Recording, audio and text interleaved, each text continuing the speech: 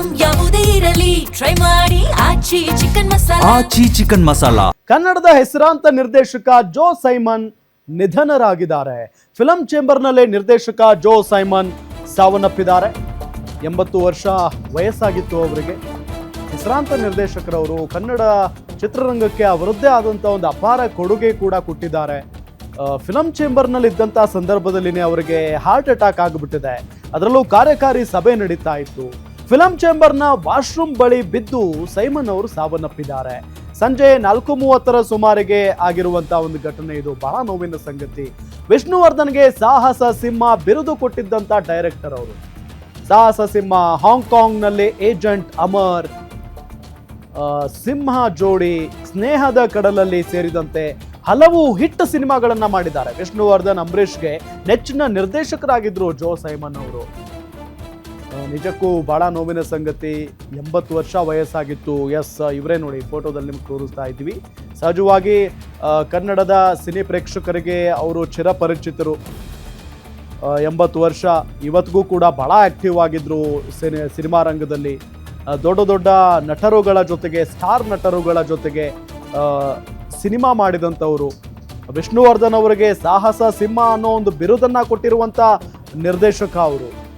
ಇವತ್ತಿಗೂ ನಾವು ವಿಷ್ಣುವರ್ಧನ್ ಅವರನ್ನು ನೆನೆಸ್ಕೊಳ್ಬೇಕು ಅಂತ ಅಂದರೆ ಸಾಹಸ ಸಿಂಹ ಅಂತ ಕರಿತೀವಿ, ನೆನಪು ಮಾಡ್ಕೊಳ್ತೀವಿ. ಸೊ ಆ ಬಿರುದನ್ನು ಕೊಟ್ಟವರು ಸೈಮನ್ ಅವರು. ಸೊ ಎಂಥ ದುರ್ದೈವ ನೋಡಿ, ಎಂಥ ನೋವಿನ ಸಂಗತಿ ನೋಡಿ. ಇವತ್ತು ಕೂಡ ಕೆಲಸದಲ್ಲೇ ಇದ್ರು ಅವರು, ಫಿಲಂ ಚೇಂಬರ್ನಲ್ಲೇ ಇದ್ರು. ಅಂದರೆ ಕನ್ನಡ ಚಿತ್ರರಂಗಕ್ಕೆ ಅವರ ಕೊಡುಗೆಯನ್ನು ನಾವು ನೆನೆಸ್ಕೊಳ್ತಾ ಹೋಗಬೇಕು.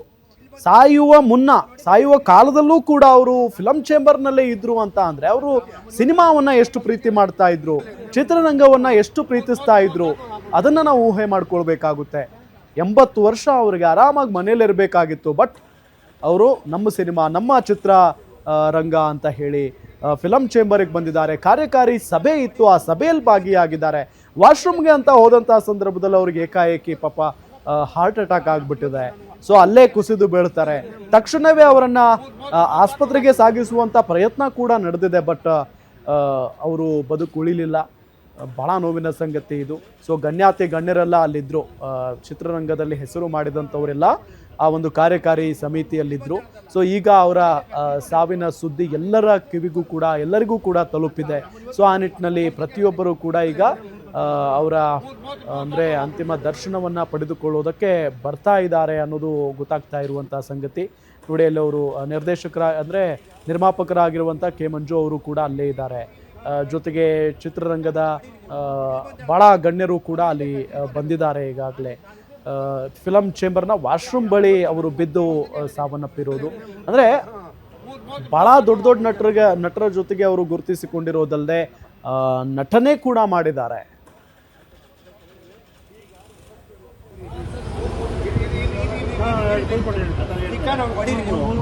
ಕಾರ್ಯಕಾರಿ ಸಮಿತಿ ಮೀಟಿಂಗು, ಸರ್ಕಾರಕ್ಕೆ ಬಜೆಟ್ಗೆ ಏನಾಗಬೇಕು ಎಲ್ಲ ವಿಷಯ ಚರ್ಚೆ ಮಾಡಿಕೊಂಡು ಫಂಕ್ಷನ್ ಮಾಡೋದೆಲ್ಲ ಮಾತಾಡಿ ತುಂಬ ಚೆನ್ನಾಗಿ ಪಾಪ ಜೋಸೆಮನ್ನು ಮಾತಾಡೋದು. ಇಡೀ ಕಮಿಟಿ ಒಂದು 45-50 ಮೆಂಬರ್ಸ್ ಎಲ್ಲ ಆಯಿತು. ಇಡ್ಲಿ ತಿಂದು 4 ಇಡ್ಲಿ ತಿಂದ ವಾಶ್ರೂಮ್ಗೆ ಹೋದ್ರು. ವಾಶ್ರೂಮಿಂದ ಬರೋಕೆ ಬಿದ್ದಾಗ್ಬಿಟ್ಟಿದ್ದಾರೆ. ಅಲ್ಲಿ ಯಾರೋ ಚಕ್ಕತ್ತ ನಮ್ಮ ಯಾರೋ ಒಬ್ಬ ಮೆಂಬರ್ ಜೋಸೆಮನ್ ಇಮಿಡಿಯೇಟ್ ಹೋದಾಗ ಅವರು ಅವಾಗ ಆಡೋದೇ ಮಾತಾಡ್ತಾರೆ. ನನ್ನ ಮೊಬೈಲ್ ಇದೆ ಅಂತ ಅದನ್ನು ಚಕ್ಕನ್ನು ಎತ್ಕೊಂಡು ಹಾಸ್ಪಿಟಲ್ ಬರೋಕ್ಕೆ ಇಲ್ಲಿ ಬಂದಾಗ ಪಲ್ಸ್ ಎಲ್ಲ ನಿಂತೋಗ್ತಿದ್ದು. ಅದರಿಂದ ಕಾಡಿ ಅಟ್ಯಾಕ್ ಅಂತ ಇವಾಗ ಗೊತ್ತಾಯಿತು. ತುಂಬ ನೋವಾಗ್ತದೆ. ಒಳ್ಳೆ ತುಂಬ ಚೆನ್ನಾಗಿ ಮಾತಾಡಿದ್ರು. ಸಲಹೆಗಳು ತುಂಬ ಚೆನ್ನಾಗಿ ಕೊಟ್ಟರು. ಇವಾಗಿಲ್ಲ ಅಂದರೆ ನಾವು ಊಹೆ ಮಾಡೋಕ್ಕಲ್ಲ. ಎಷ್ಟು ಚೆನ್ನಾಗಿರೋ ವ್ಯಕ್ತಿ ಇಮಿಡಿಯೇಟ್ಲಿ ಈ ಥರ ಆದರೆ ನಾವು ಯಾರು ಹೆಂಗಿರ್ತಾರೆ ಅಂತ ಇವತ್ತು ಭಗವಂತನೇ ಅವ್ರು ಏನಾಗಿದೆ ಸರ್ ಈ ಸಿಮಿಟಿ ಅಂದರೆ ಎಕ್ಸಿಕ್ಯೂಟಿವ್ ಕಮಿಟಿ ಮೆಂಬರ್ ಜೋ ಸೈಮನ್ ಅಂದರೆ ಒಂದು ಕಾಲದಲ್ಲಿ ಮಾಸ್ ಡೈರೆಕ್ಟ್ರು, ವೆರಿ ಗುಡ್ ಮಾಸ್ ಡೈರೆಕ್ಟ್ರು. ತುಂಬ ಅದ್ಭುತವಾದ ಸಿನಿಮಾಗಳು ಮಾಡಿದರೆ ಒಂದು ಕಾಲದಲ್ಲಿ ಜೋ ಸೈಮನ್ ಸಿನಿಮಾ ಅಂದರೆ ಅಭಿಮಾನಿಗಳು ಮುಗಿದಿರೋದು. ಮುಂದೆ ಸಿನಿಮಾ ಇವತ್ತಿಲ್ಲ ನಮ್ಮ ಜೊತೆ. ಫಿಲ್ಮ್ ಚೇಂಬರ್ಲಿ ಈ ಥರದೊಂದು ಆಗಿರೋದು ಘಟನೆ. ಅವರು ಸೇವೆ ಈ ಥರ ಮೀಟಿಂಗಲ್ಲಿ ಮಾತಾಡ್ತಾ ಚೆನ್ನಾಗಿ ಸಲಹೆ ಕೊಟ್ಟರು. ತುಂಬ ಚೆನ್ನಾಗಿ ವೆರಿ ಗುಡ್ ಸಲಹೆಗಳೆಲ್ಲ ಕೊಟ್ಟರು. ಆದಮೇಲೆ ವಾಶ್ರೂಮ್ಗೆ ಹೋದಾಗ ಅವರು ಮನೆಯವರ ಸಂಪರ್ಕ ಮಾಡಿದ್ರೆ ಮಗ ಇದ್ದಾರೆ. ಕಾರ್ಯಕಾರಿ ಸಮಿತಿ ಇದೇ ವಿಚಾರಕ್ಕೆ ಸಂಬಂಧಪಟ್ಟಂತೆ ಡೀಟೇಲ್ಸ್ ಕೊಡ್ತಾರೆ ನಮ್ಮ ಫಿಲಂ ರಿಪೋರ್ಟರ್ ಕೀರ್ತಿ ಪಾಟೀಲ್ ಸಂಪರ್ಕದಲ್ಲಿದ್ದಾರೆ. ಕೀರ್ತಿ ಪಾಟೀಲ್, ಹೇಗಾಯ್ತಂತೆ ಈ ಘಟನೆ, ಯಾವಾಗ ಆಗಿರುವಂಥ ಒಂದು ವಿಚಾರ, ಜೊತೆಗೆ ಅವರೇನಾದರೂ ಮುಂಚೆಯಿಂದನೂ ಅನಾರೋಗ್ಯದಿಂದ ಬಳಲ್ತಾ ಇದ್ರಾ, ಡೀಟೇಲ್ಸ್ ಕೊಡ್ತಾ ಹೋಗೋದಾದ್ರೆ. ಈಗಾಗಲೇ ನಾವು ನೋಡೋದಾದ್ರೆ ಕನ್ನಡ ಚಿತ್ರರಂಗದ ಹೆಸರಾಂತ ನಿರ್ದೇಶಕರಾಗಿರುವಂತಹ ಜೋ ಸೈಮನ್ ಅವರು ನಿಧನವನ್ನ ಹೊಂದಿರುವಂತದ್ದು. ಅಂದ್ರೆ ಇದು ಅಚಾನಕ್ ಆಗಿ ಆಗಿರುವಂತದ್ದು. ಹಿಂದೆ ಕೂಡ ಅವರಿಗೆ ಅನಾರೋಗ್ಯ ಅನ್ನುವಂಥದ್ದು ಯಾವತ್ತಿಗೂ ಕಾಣಿಸ್ಕೊಂಡಿರಲಿಲ್ಲ. ಅದರಲ್ಲೂ ಸಹ ಹೃದಯಘಾತ ಅನ್ನುವಂಥದ್ದು ಕೇಳಿ ಅಲ್ಲಿರುವಂತಹ ಫಿಲ್ಮ್ ಚೇಂಬರ್ ನಲ್ಲಿ ಇರುವಂತಹ ಒಂದಷ್ಟು ಸದಸ್ಯರಿಗೂ ಕೂಡ ಇದು ಶಾಕ್ ಆಗಿತ್ತು. ಅಂದ್ರೆ ತುಂಬಾ ನಾರ್ಮಲ್ ಆಗಿದ್ರು, ಆರಾಮಾಗಿದ್ರು. ಬೆಳಗ್ಗೆಯಿಂದ ಸಹ ನಾವು ಮಾತಾಡ್ಕೊಂಡಿದ್ವಿ ಅಂತ ಕೆ ಮಂಜು ಅವರು ಸಹ ಹೇಳಿದ್ರು. ಅಂದ್ರೆ 4:30 ಸುಮಾರಿಗೆ ಕೊನೆಯುಸಿರನ್ನ ಎಳೆದಿರುವಂತದ್ದು. ಟಿಫನ್ ಮಾಡ್ಕೊಂಡು ಜೊತೆಗೆ ಊಟ ಎಲ್ಲ ಮಾಡ್ಕೊಂಡು ಇಸಿ ಮೀಟಿಂಗ್ ಕೂಡ ಇವತ್ತು ಅವರು ಫಿಲ್ಮ್ ಚೇಂಬರ್ ನಲ್ಲೇ ಅಟೆಂಡ್ ಮಾಡಿದ್ದಾರೆ. ಅಂದ್ರೆ ಕೆಲಸದ ಸಂದರ್ಭದಲ್ಲೇ ಅವರು ಸಾವನ್ನಪ್ಪಿರುವಂತದ್ದು ಒಂದಷ್ಟು ಇದು ಆಶ್ಚರ್ಯ ಕೂಡ ಆಗಿರುವಂತದ್ದು. ಅದರಿಂದ 3 ಗಂಟೆಗೆ ಇಸಿ ಮೀಟಿಂಗ್ ಇತ್ತು. ಅಂದ್ರೆ ಸಭೆ ಆರಂಭ ಆದಂತಹ ಸಂದರ್ಭದಲ್ಲೂ ಯಾವುದೇ ರೀತಿಯಾಗಿ ಸುಸ್ತು ಏನು ಕಾಣಿಸ್ಕೊಂಡಿರಲಿಲ್ಲ, ತುಂಬಾ ಆರೋಗ್ಯವಾಗಿದ್ರು.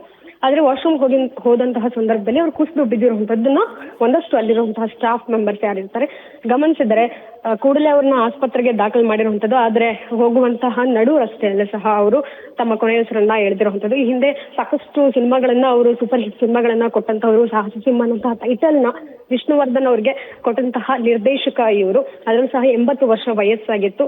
ಜೊತೆಗೆ ಸಾಹಸ ಸಿಂಹ ಇರಬಹುದು, ಜೋಡಿ ಸಿಂಹದ ಜೋಡಿ, ಈ ರೀತಿ ಸಿನಿಮಾಗಳಲ್ಲಿ ಅವರು ಕೂಡ ನಿರ್ದೇಶನವನ್ನ ಮಾಡಿರುವಂತದ್ದು. ಅದರಲ್ಲಿ ಅಂಬರೀಷ್ ಹಾಗೂ ವಿಷ್ಣುವರ್ಧನ್ ಅವರಿಗೆ one of the favourite director ಇವರು ಅನ್ನೋಂಥದ್ರಲ್ಲಿ ತಪ್ಪಿಲ್ಲ ರಾಮ್. ಎಸ್, ಈಗ ಹಾರ್ಟ್ ಅಟ್ಯಾಕ್ ಆದ ನಂತರ ಅವರನ್ನ ಆಸ್ಪತ್ರೆಗೆ ಕರ್ಕೊಂಡು ಹೋಗ್ತಾ ಇದ್ರಂತೆ. ಬಟ್ ಅಷ್ಟರೊಳಗೇನೆ ಅವರು ಮೃತಪಟ್ಟಿರೋದು. ಈಗ ಅವರ ಮೃತದೇಹ ಎಲ್ಲಿದೆ? ಜೊತೆಗೆ ಅಂತಿಮ ದರ್ಶನಕ್ಕೆ ಏನಾದರೂ ಅವಕಾಶ ಮಾಡಿಕೊಡ್ತಾರಾ? ಮತ್ತೆ ಅಂತ್ಯಕ್ರಿಯೆ ಯಾವಾಗ ನೆರವೇರಬಹುದು ಅಂತ?